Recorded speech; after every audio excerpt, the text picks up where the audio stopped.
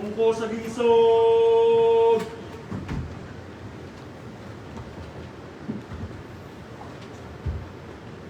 No! Harap sa labas! Come!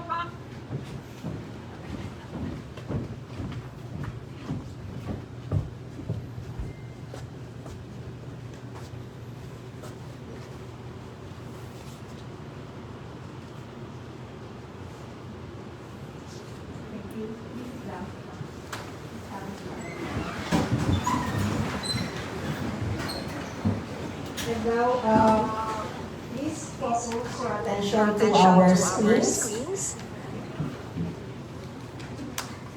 As we present to you the images of the current Allied Sciences facilities, the College of Medicine, College of Nursing, College of Physical Therapy, and the Social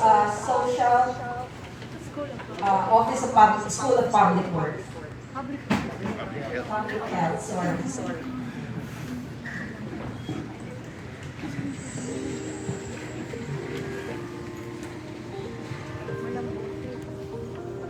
Audio po.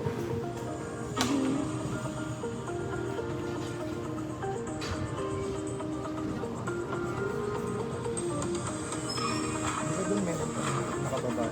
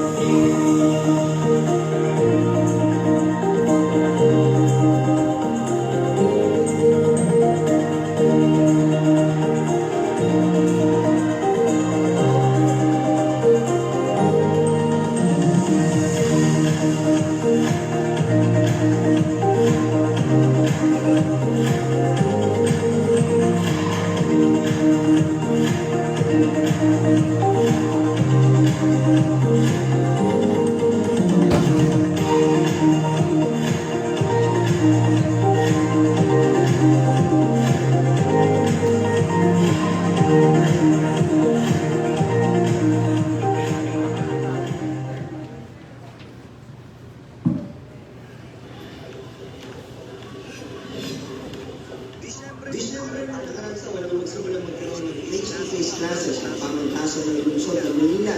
Pero para lamang yan sa mga senior student at mga estudyante may laboratory classes gaya ng medicine courses.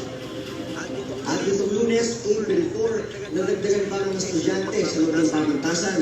Pinapapasok na rin ang mga engineering at nursing student. Bilang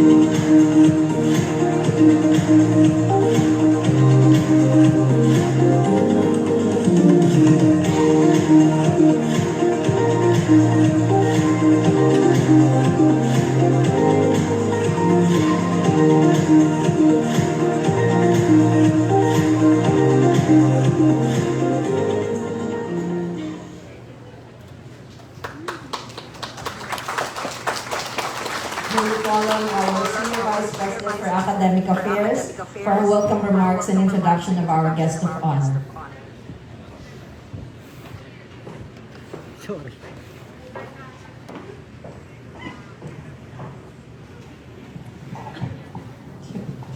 To our honorable Mayor, Isko Moreno, to our President, Professor Emmanuel A. Leco, to the members of our Board of Regents, Regent Josengao, Regent Relson Moral, to the members of the Executive Committee, our dear faculty and students, administrative staff, ladies and gentlemen, good morning. Welcome to the 55th founding anniversary of Pamantasan Lungsod ng Maynila with the theme Sustaining Quality Education and Excellent Service amidst the pandemic. As we all know, it was on June 19, 1965 that the final bill entitled An Act Authorizing the City of Manila to establish and operate the University of the City of Manila and for other purposes was signed into law by President Diosdado P. Macapagal. The law was captioned as Republic Act number 4196, which now serves as our university charter. And so today, we celebrate the 55 years of existence of Pamantasan Lungsod ng Maynila. But today, our celebration for our 55th founding anniversary has been made special because we are graced by the presence of our very own Manila Mayor, Honorable Francisco de Magoso. I am honored and delighted to speak and share with all of you the joy of this momentous occasion because the promise that our beloved city mayor will now be in full fruition. Today, we will have the ceremonial signing and turnover of the deed of donation for the old hospital ng Maynila. Our College of Medicine and Allied Health Science courses will now have a new home. The new hospital ng Maynila Medical Center, a project done with the world's excellent standards, will soon be in full operation. And the old building of the hospital ng Maynila Medical Center will be donated to Pamantasan ng Lungsod ng Maynila by the generous and thoughtful City Mayor, Mayor Isko.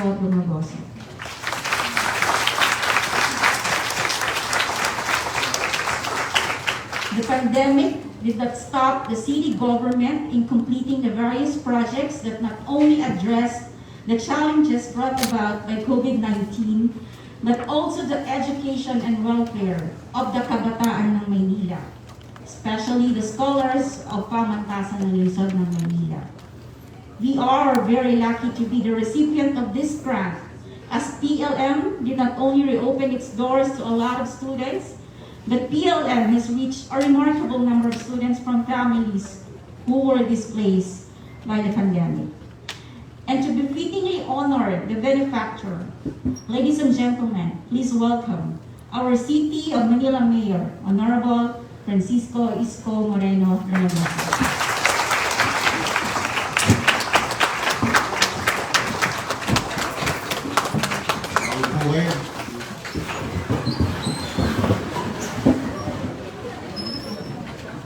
Maraming salamat, Dr. Clydel, I hope I pronounce it right. M. Rondaris, Senior Vice President for Academic Affairs. Of course, our beloved President, my boss, used to serve him and as Undersecretary, the Department of Social Welfare Secretary, President of PLN, Professor Emmanuel A. Isko. To the Board of Regents, nandito lahat. At sa ating pinagmamalaki kong Dean Angeline Alabastro.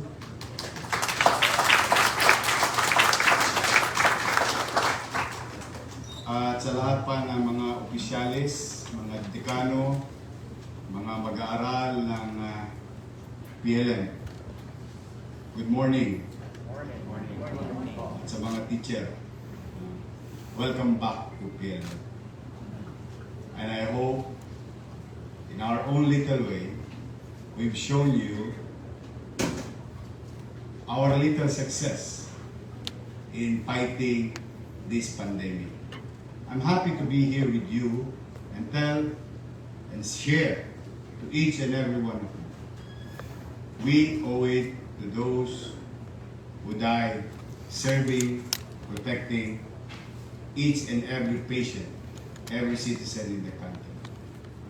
Kung nasaan man tayo ngayon, maraming nagbuhis ng buhay. Ang ating mga medical frontliners, policemen, and barangays. So never forget what happened in recent past. It's hard, not easy, but at least masaya kami na itawid natin ang 2 milyong mahigit na mamamayan sa lungsod ng Maynila at 3 milyong mahigit na mamamayan dumadako sa lungsod ng Maynila. At sa inyo, mga mag-aaral, parang hindi kayo excited na bumalik ng face-to-face. We should go back to normal. Pasalamat na lang tayo sa Diyos. Technology is on our side during pandemic time. So, our needs para sa ating kinabukasan sa pag-aaral, nagamit natin ang mga makabagong teknolohiya sa panahon natin. I don't know what happened in 1918. There are limited things written about during those era when the world also suffering pandemic, but at least masaya tayo, nakaraos tayo. At kayo na mga mag-aaral, I'm happy for you and also UDM and the 300,000, just so you know, who survived their academic needs through the leadership of Dr. Magdalena Ling. In our own little way, extended materials, equipment, access for the past 2 years of education. Now, we must move on. We must face some, please, tolerable risk, quantifiable risk, because we cannot live lagi na lang tayong natatakot o lagi na lang tayong kinakabahan. We must face this together, and we have learned so much already on how to survive this pandemic.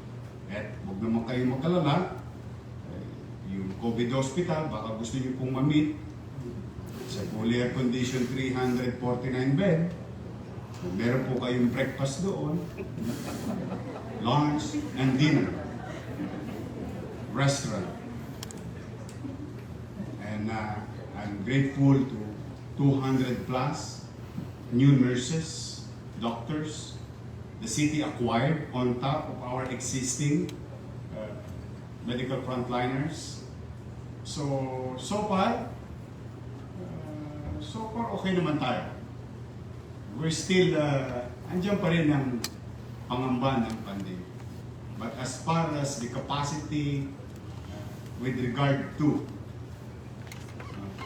addressing the pandemic, mukhang kakayanin natin yung mga susunod na buwan. Just so you know also, if you want remdesivir, tocilizumab, molnupiravir, baricitinib, and if you want to try the new medicine, which is very effective, they call it Paxlovid under Pfizer, but there's another brand which is much cheaper but same effect, Dexavid. So we have those. Mga kinilalang gamot sa buong mundo meron sa Maynila. Sinisertipikahan pa lang ng World Health Organization na pwede, nakakakuha na kagad ang Maynila. And I'm happy to share with you also that we have extended it to non-Manilas. Sabi ko nga, life is life. We value life. So, natutuwa naman ako, 95% batting average, those who have received tocilizumab, ay nabuhay naman. And the city of Manila is happy to be of service to them, although they are not from Manila. So today is a mark of may bago na namang mangyayari sa lungsod ng Maynila. Mahirap ang pandemya, as I have said a while ago, pero nakaraos tayo, but we didn't stop. We didn't stop to progress. We didn't stop for development. We pursue simultaneously. Sinabay natin ang laban sa COVID at sinabay natin yung laban natin para sa mga social, perennial problem like housing. Kita nyo naman, I think some of students of PLM and UDM, their mothers and fathers are recipient of Condominium 1, Condominium 2, Binondominium 1. We built 6, delivered 3 in-city vertical housing program.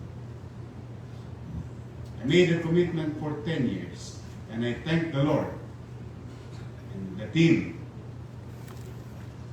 The 10-year plan was done in 2 years while there is pandemic. Salamat sa Diyos.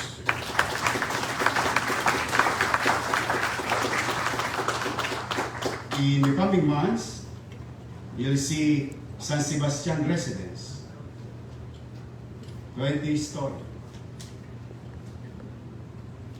San Lazaro residence, and Pedro Hill residence.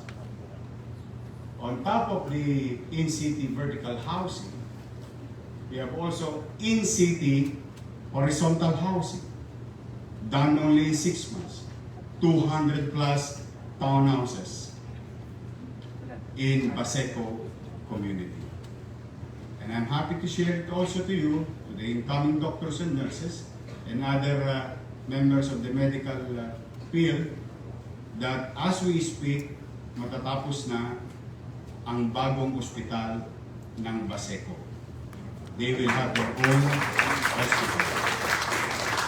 That will focus on ears, eyes, nose of the children, buntis,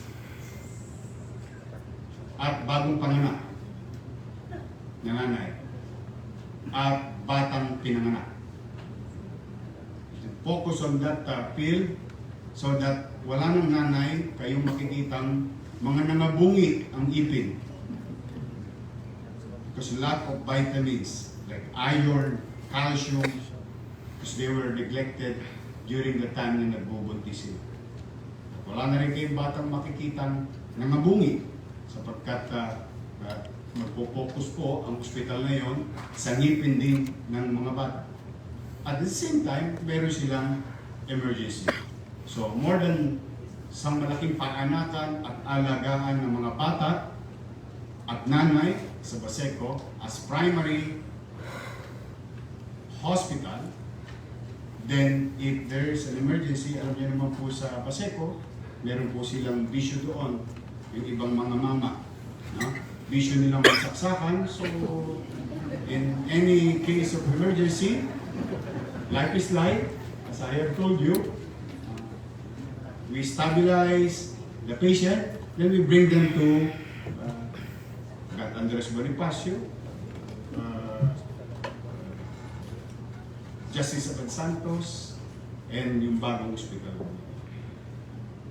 So, at the same time, someday you will pass by Top Avenue. Someday you will pass by Espanya. Someday you will pass by Del Pan. You will see that the city of Manila took a different course, a journey of providing a different facility for education. Kasalukuyan pong ginagawa ang mga bagong eskwelahan, 4. Manila Science, Magsaysay, Albert, at Rosario Almario Elementary School. All 10-story, fully air-conditioned public school.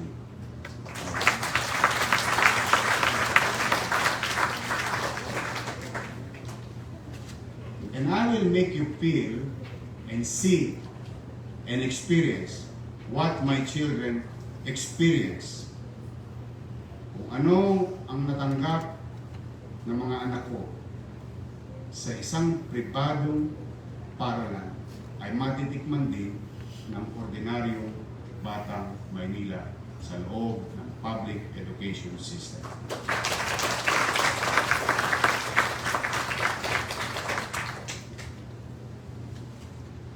And I hope you visited Manila soon. I hope. Pero by this time, magbabayad na po kayo.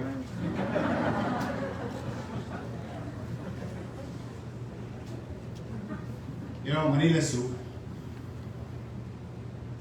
we owe it to our leaders.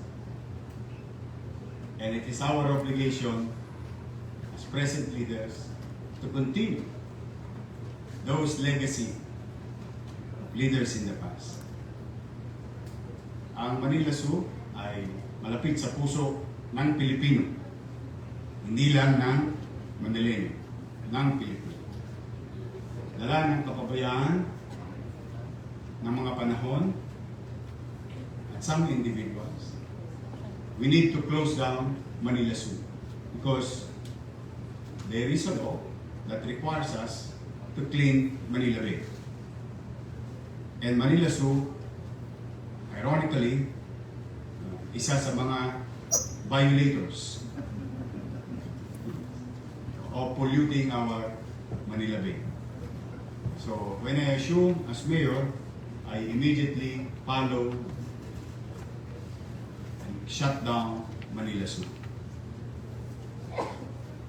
Noong nakita ko nakapanghihinaya, at marami namang sa inyo, siguro nakapunta na rin sa Singapore Zoo. Sabi ko, ito pinupuntahan ng Pilipino dito, Singapore Zoo. People are going to Subic. People are going to Cebu Zoo. Ang unang-una yung Manila Zoo. Sabi ko, we have to address this. We have to comply with the requirements of law. Sabi ko, paano tayo magkakaroon ng moral ascendancy to require other institutions kung tayo mismo ay nagbabiolate ng sarili natin? Rules. So I'm happy to share it to you also today that we should visit the zoo because we already created our own STP. And yung nakita ko po yung STP, modesty aside, pwede nyo pong inumin yung tubig nung kanal. Kasi nagulat talaga ako. Kaya pala. Pwede pala. And kung kayo'y animal lovers, at least you'll see hindi na yung sum nakita nyo nung araw na naawa kayo sa mga hayop. At least I can say they're in good places. At si Mali ay mataba na. Maligaya si Mali. In passing lang, it took us 2 months. 2 months just for Mali to create one step. One step. Because we created a space for him, for Mali, 3 times bigger. But he has to cross. Needs to cross. Just one step. Imagine ayaw pumunta ni Mali sa malaking lugar kasi nakasanayan niya na yung maliit na lugar. So, at least kahit papano, nung makatawid siya, nakulong na namin siya ulit ngayon, doon sa bago niyang 300% bigger. At ngayon may lawlawan na siya. Talagang babasain kayo ni Mali. And you visit it. I want you to see it. Because I know there are so many memories. Maybe sa mga bata ngayon, but most likely sa mga teacher niyo. Marami na masyal dyan sa Manila Zoo nung araw. Dito, dalhin niyo ang nobyo niyo, shota ninyo, jowa ninyo, o yung nililigawan ninyo, sigurado ako paglabas yun na zoo, shota niyo na. It's a good place for seniors to walk around. Now, the good news is ang valuation niya is about 1,500 pesos when you go and ask for an entrance. But sabi ko nga, let us not deprive those who have less in life. Kaya minabuti ng inyong syudad na ang babayaran lang ng mga taga Maynila ay 100 pesos. Sa mga non-Manilans, 200 pesos. Sa mga senior citizen, alam nyo naman, mahal po senior, 50%. 50%. So, 50% across. Ibig sabihin, yung material of geography. As long as you're senior, you'll get 50%. So, you can also visit the new Arroceros Park. Mapalad kayo, pinagpapasalamat ko naman, naging mayor ako. Kung nagkataon, wala na kayong Arroceros Park.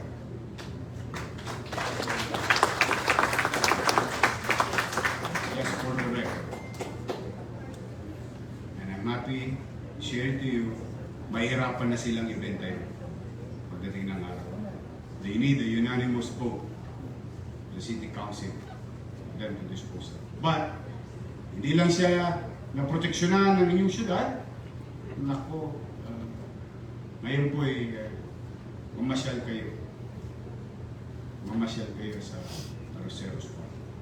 At salamat sa Diyos, although hindi namin control, we don't have control of Metropolitan Theater, at salamat sa Diyos, hindi po nasunog yung Metropolitan Theater. Nasunog po yung bodega dahil sa kapabayaan ng ilang individual, yung mga tambak nilang basura. At we'll be there on June 24, so hopefully with this type of situation, mag-normalize na tayo. Your rondalia can be featured in Metropolitan Theater.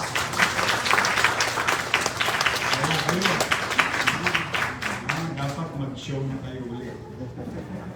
We must not forget our culture and heritage.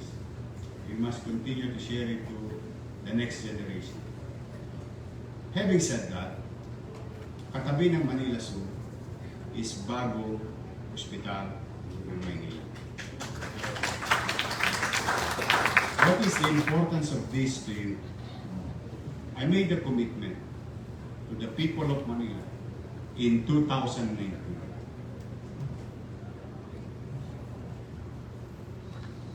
Noong una, sa dami ng kinuwento ko, with all honesty, sa dami ng kinukwento ko sa tao na mga gagawin, ayaw na akong paniwalaan ng tao.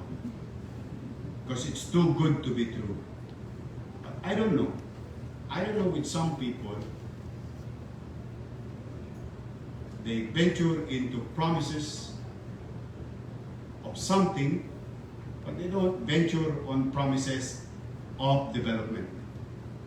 Sa kung ano yung ba yung matanganan, yung immediate, mas paniniwalaan nila.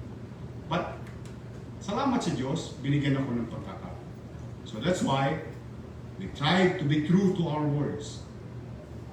When I said, in 2019, that we are going to build a new hospital ng Maynila, and as I have promised, without you knowing it, we will convert the old building with due respect to. And I want you to inculcate it in your mind. Never ever forget those people. Wala kayo lahat dito, tayo lahat dito, kung wala si Mayor Lacson at si Mayor Villegas. That is a fact. You owe it to your city government. You don't owe it to anybody. It is your city government. And in fact, you should be proud being part of the institution that PLM became a symbol to all local government units. Pinakikita niyo yung pamantasan Lungsod ng Makati, pamantasan Lungsod ng Malabon, pamantasan ng kung ano ng syudad, yan ay dahil sa pamantasan Lungsod ng Malabon. So as a matter of respect to Mayor Lacson and Mayor Villegas, who created the idea and fulfilled the idea, we will maintain the old building. We will make it fit. Iririgalo natin sa Pamantasan Lungsod ng Maynila na gagawin na natin Pamantasan Lungsod ng Maynila College of Medicine.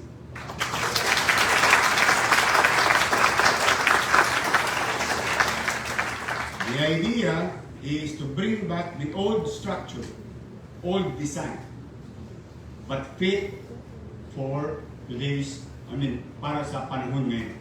Kaya, umanatag kayo, mga mag-aaral na doktor, nurses, PT, you will have a better space, place. And at the same manner, spit away na lang din yung bagong ospital ng Maynila. The bagong ospital ng Maynila will be inaugurated on June 24 so that the transition of the administrative function of the hospital will push through, and naturally, the function as a hospital within the year, magamit na.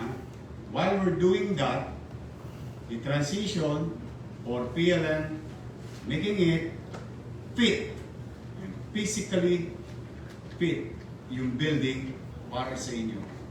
ay yun po ang mga susunod na mangyayari.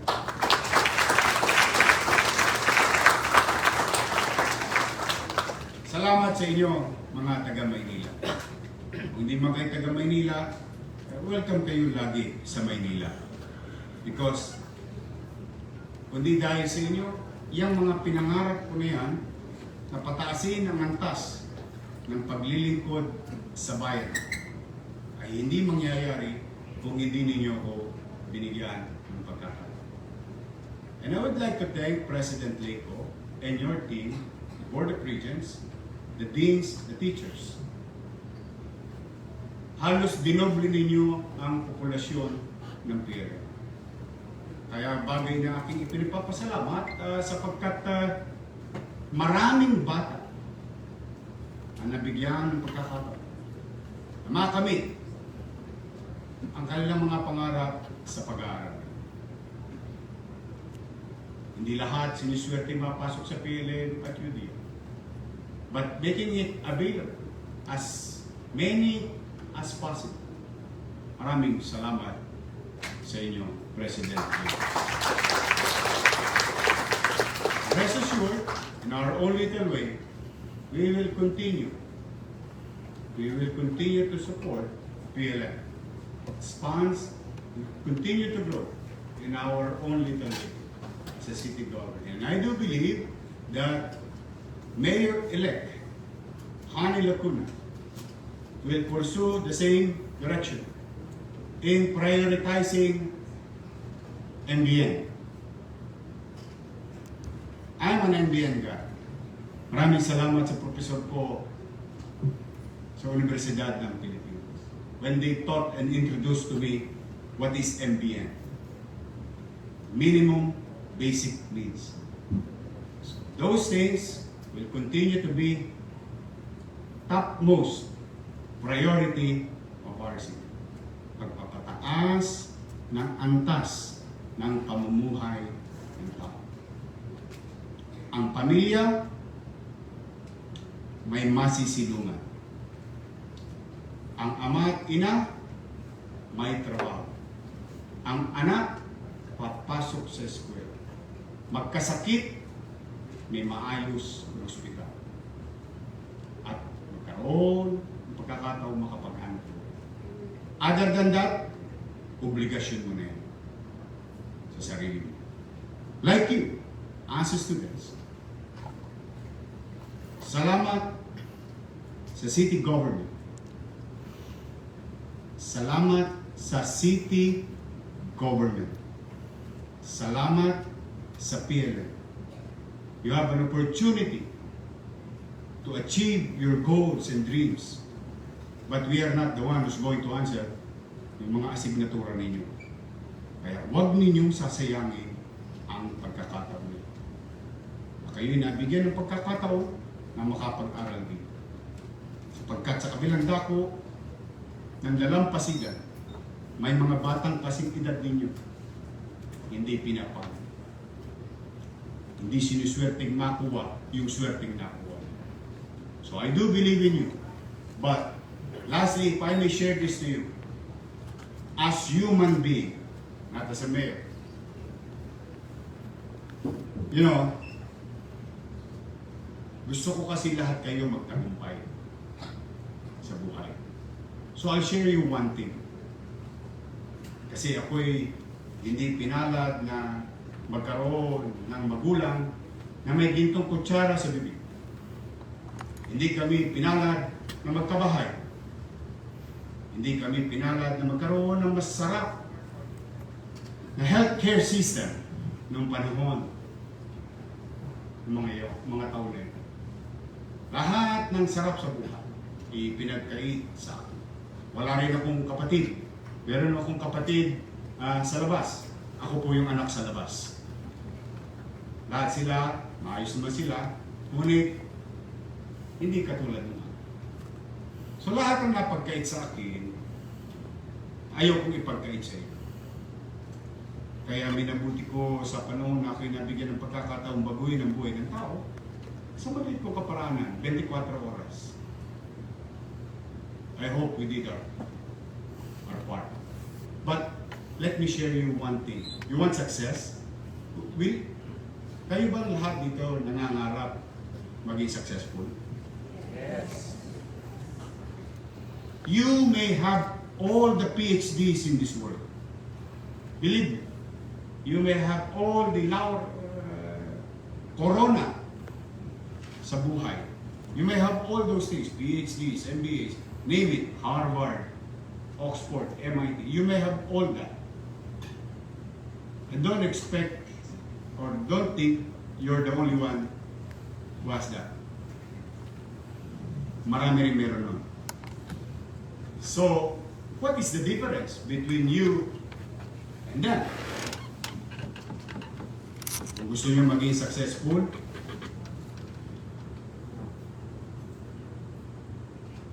character. Value your character. Yun, pag dinala niyo yun sa realidad ng lipunan, if you know how to value whatever you have, you know how to value yourself, you know how to value your character, maniwala kayo at may mararating kayo sa buhay. You don't let anyone change you because of what they taught you. They change you academically, that's good. But as human being, in real world, in practice, those people who will hire you or deal with you will always check on your character. See? Pag nawala na yon, baliwala din ang natutunan. Kaya alagaan ninyo ang inyong sarili. Pahalagaan ninyo ang inyong character. At iwasan nating maramdaman ang salitang privilege. Grateful. Ang hindi lumingon sa pinanggalingan ay hindi makararating sa karunungan. And I hope I've shared you something. And someday, I'll see you sa intersection. 47 years old pa lang ako. Magpapangipangita pa tayo. And you tell me on what I have shared to you on how to reach success, or maybe extreme success. Protect your character. Value yourself. Value things. At huwag kang maging BBS. Ano yung BBS? Believe na believe sa sarili. He who has question is a fool for that moment. He who does not is a fool forever. Confucius said, not me. So, kaya gusto ko kasi, may mga Isko Moreno pa, galing sa Scotland, galing sa basurahan, libagin, bangilin, mukhang walang kinabukasan, pero nakaangat sa buhay. Basurero, naging mayor ng Maynila. What more you can do with the tools that you're going to get from PLN? Kaya ingatan nyo na lang ang inyong sarili. Mahal na mahal ko kayo. Ang tunay na pagmamahal ay pinilit kong ipakita sa mga pagawaing bayan, sa mga pulisiya. Someday, somehow, we will be judged by His word. And you will know, and we will know, who really cares for us. So, sa inyo po, hangad ko ang inyong tagumpay. Please, matangos ang ilong ko ngayon. ilang araw na lamang, umabot pa kayo. Umabot pa yung pangako ko para sa inyo. Sana't magamit ninyo at kung sakasakali, ako na may tatanungin, huwag kayong mag-alala, nandiyan lang ako sa Gedli. Hindi naman ako mawawala kay Ani. Kung kakailanganin ako, my own little way ng ating syudad. But for now, mag-sign off na po. I will retire. I will done my best for 24 years. Hindi pa kayo pinapanganak. Maybe yung iba sa inyo. So, papahinga na ako. Dala ako sa Gedli. I wish you all the best. At I'm happy din for you. I'm really excited for you. How I wish, sana the way it was, we envision. Ayun ang mangyayari para sa inyo sa College of Medicine. At pangako ko rin kay President Leko at sa ating mga. So, magandang umaga. Happy anniversary. 55 years. And I hope on your 75th year, maimbitan ninyo ko 20 years from now. Maraming salamat.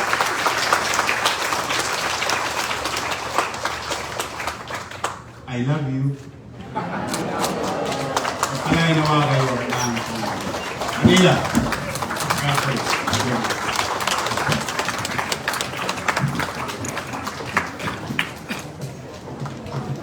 Thank you very much, Mayor Isko, for inspiring us.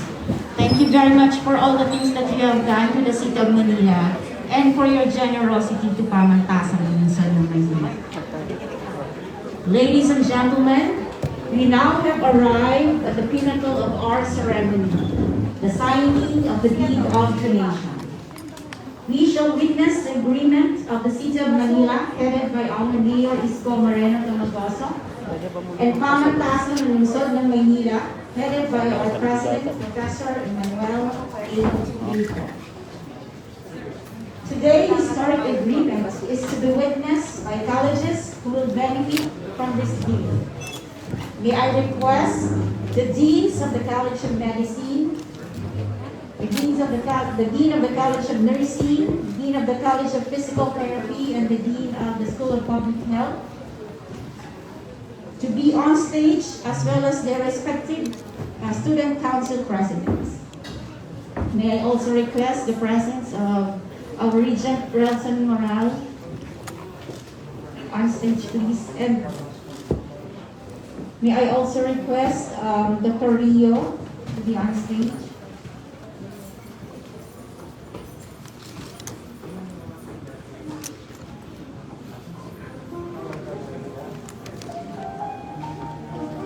The student council presidents, please.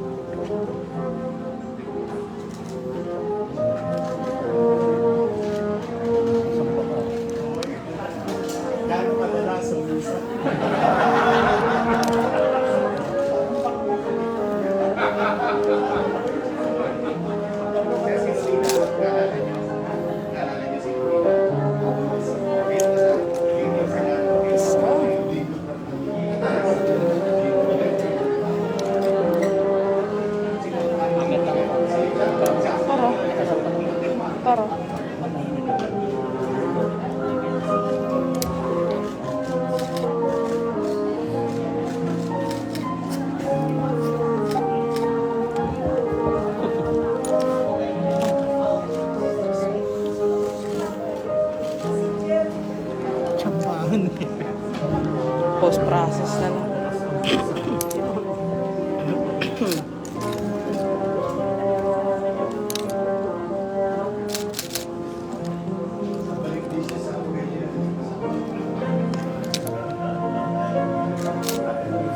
Round of applause, please.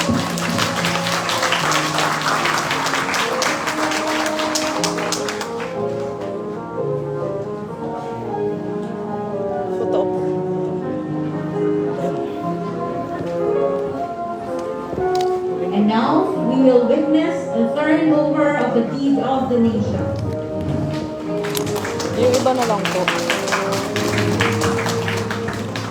Kikita yung nasa likod. Oo nga. No? Yan po.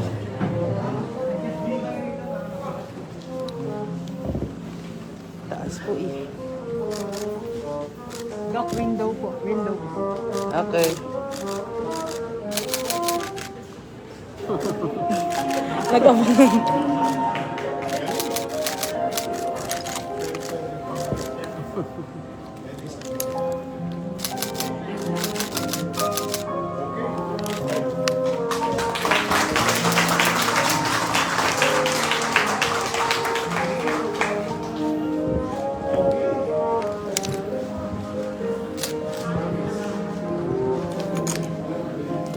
Thank you very much, Mayor Tumagoso.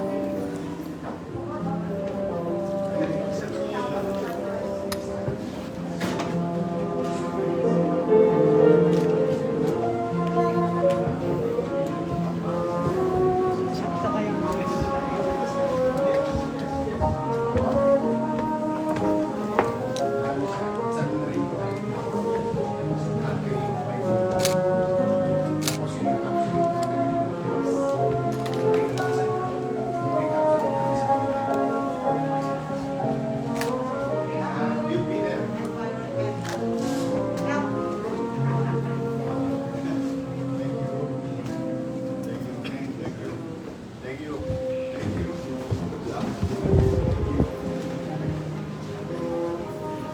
And now, let us hear from our President for his message of acceptance and gratitude. Please welcome President Emmanuel A. Isko.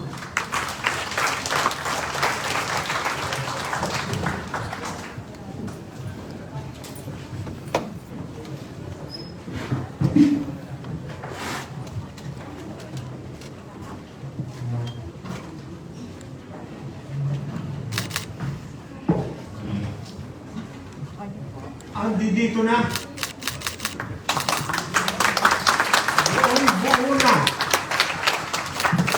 Pirmado na at tatawid na lamang tayo ilang hakbang lang mula sa pamantasan ng lungsod ng Maynila at tayo ay muling magkakaroon ng bagong campus. Kasama ang College of Medicine, tatawid ang College of Nursing, Physical Therapy, College of Science, School of Public Health sa ating bagong campus na tatawagin natin PLM College of Medicine and Allied Health Sciences.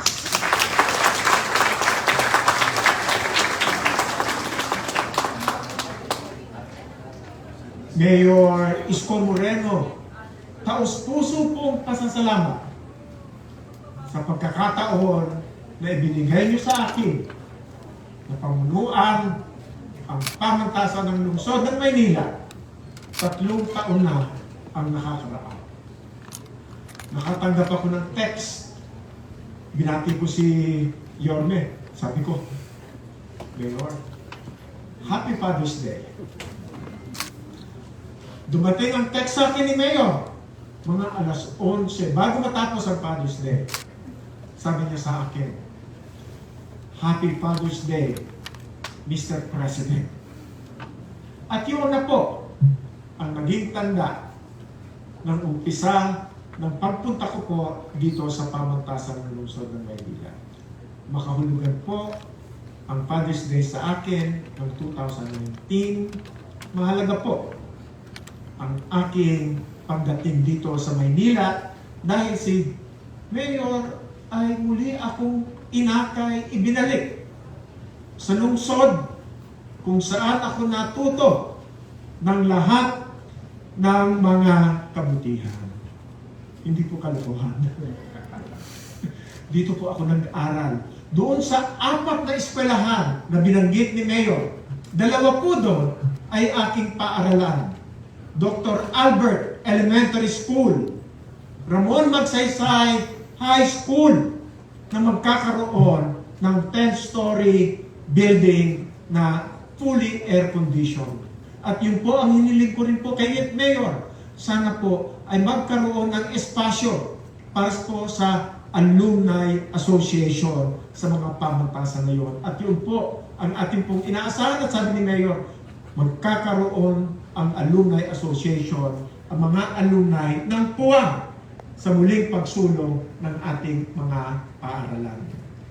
Ako po kasama ang mga mag-aaral, ang mga guro, ang mga kawani ng pamantasan ng lungsod ng Maynila. Buong puso po ang aming pasasalamat sa inyong pong pagpapahalaga sa pag-aaral, pagpapabuti, kabutihan at pagpapaunlad ng ating mga mag-aaral, ng ating mga guro upang patuloy na tahakin ang ating mga daan at bakahin natin ang mga pagsubok. 3 taon po nung nakaraan, akala ko magiging panatag na pamumuno ang aking haharapin dito sa pamantasan ng lungsod ng Maynila. Nagulat na lamang ako pagdating ng Pebrero, nasa pandemya tayo. At muli ng pandemya, hindi po natin alam kung anong gagawin natin.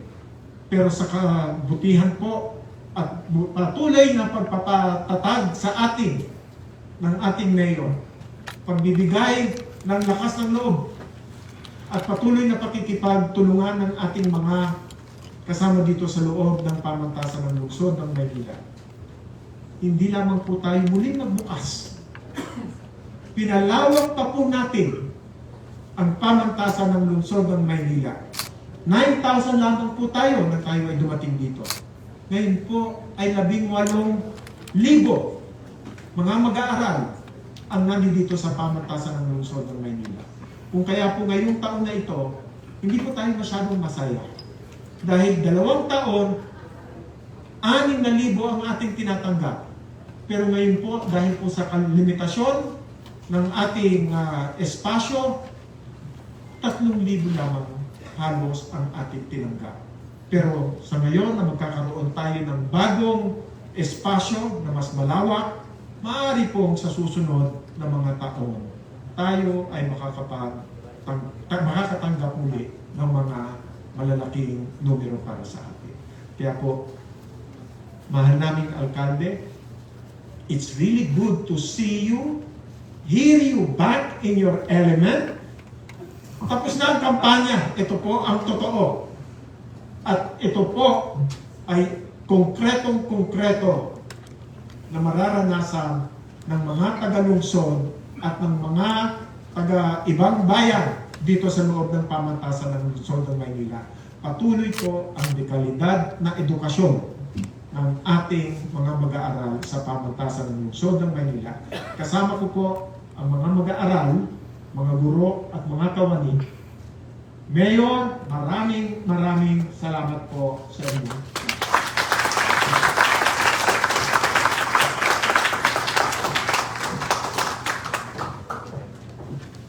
Thank you very much, President Isko. And at this point, may we call on Dean Angeline Alabastro for the expression of gratitude, together with the College of Medicine Student Council President, Ms. Sofia Martinez.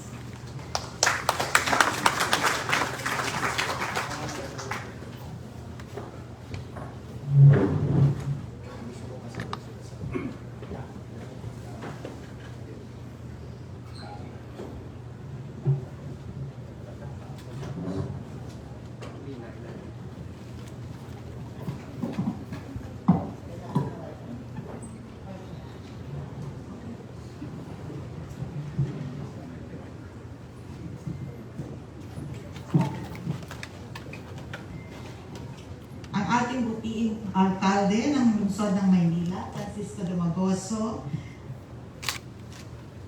ang ating mga Board of Regents, Mr. Singh Ngao and Attorney Relson Moral, ang ating mahal na Pangulo ng pamantasan ng lungsod ng Maynila, President Emmanuel A. Leco, ating mga tagapangasiwa ng pamantasan ng lungsod ng Maynila, ating mga guro, mga estudyante at ang ating guests dito sa bulwagan ito. Magandang umaga sa inyong lahat. Nais ko lang pong ibahagi sa inyo kung ano ang nilakbay ng Kolehiyo ng Medisina sa Pamantasan ng Lungsod ng Maynila. Nang maitatag ang Kolehiyo ng Medisina ng PLM noong 1983, ang pagtuturo ay ginawa ng kadalasan sa PLM at bahagya sa Ospital ng Maynila. Konti pa lamang po ang estudyante namin yan, siguro mga 30 or 32. Okay. Kung saan nakakakita ng mga pasyente ang mga estudyante. Noong 1987, ang ugnayan ng PLM at Ospital ng Maynila ay nagpatibay sa Executive Order No. 53, Series of 1987, na ginawang base hospital ang Ospital ng Maynila na sinusugan ng Executive Order 23, Series of 1989, na ginawang University Hospital ang Ospital ng Maynila. Isa sa mga sinasaad sa order na ito ay ang pagkalooban ang kolehiyo ng espasyo para sa pagtuturo at ang dating dormitoryo ng Ospital ng Maynila ang naibigay sa amin na siyang tinawag namin academic building. Malaking ginhawa ang natamo ng mga estudyante at ang mga magtuturo sa pag-aaral ng medisina ay naging masikip na. So, yung panahon yun, naging masikip na ang academic building dahil sa paglabo ng mga number of students. Okay. Noong 2017, nagbalak ang pamunuan ng Lungsod ng Maynila at ang PLM na gawing bago at mas malaki ang gusali.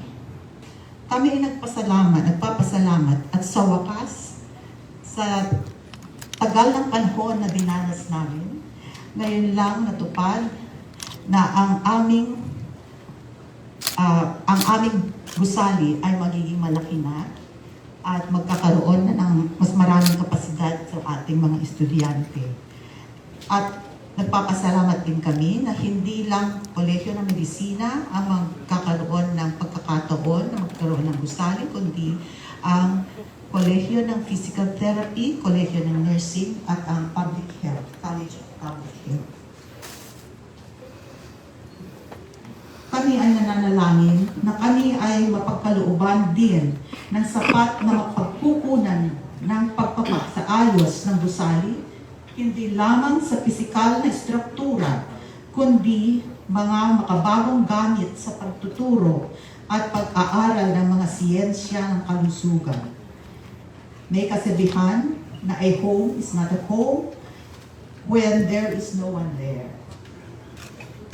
Ngunit sa amin, a school is not a school when there are no facilities, no students, and no good teachers. Nagpapasalamat kami sa Diyos sa pagbigay sa atin ng mga taong nagbigay daan upang maganap ang pagsisimula ng isang bagong larawan ng health sciences sa PLM. At maraming salamat po sa ating alkalde at ang pamunuan ng Lungsod ng Maynila sa pagiging supportive sa ating mga health sciences. Maraming salamat po sa inyong lahat po. Thank you.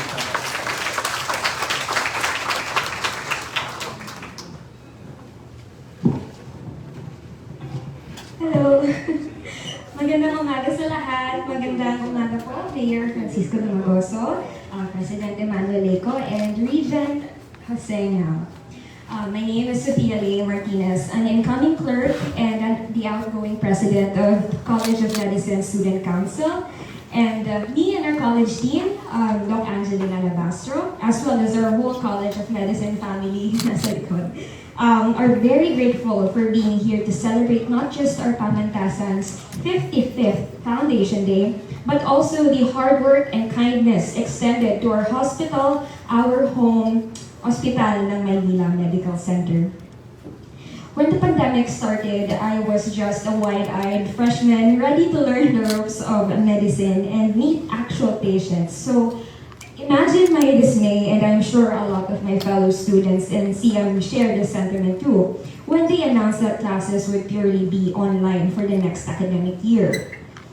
That meant we wouldn't be meeting our patients and learning from them, in the words of Hospital ng Maynila. Now, I'm an incoming clerk. Hopefully, if I pass all my classes this year na.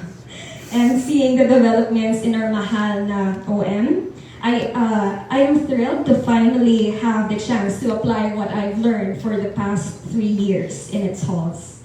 So, to those who made this feat possible, and on behalf of my classmates, batchmates, schoolmates in CM, as well as those from the allied health departments, a very, very big thank you, especially to the City Government of Manila, Mayor Isko, for taking care of our home, Hospital ng Maynila Medical Center. May our hospital be blessed with more resources in the future that will ultimately enable us to help those in need of care, because a doctor can only do so much without the help of its government. And most importantly, may we never forget that all that we do and all that we are, we do it for the people. Thank you very much.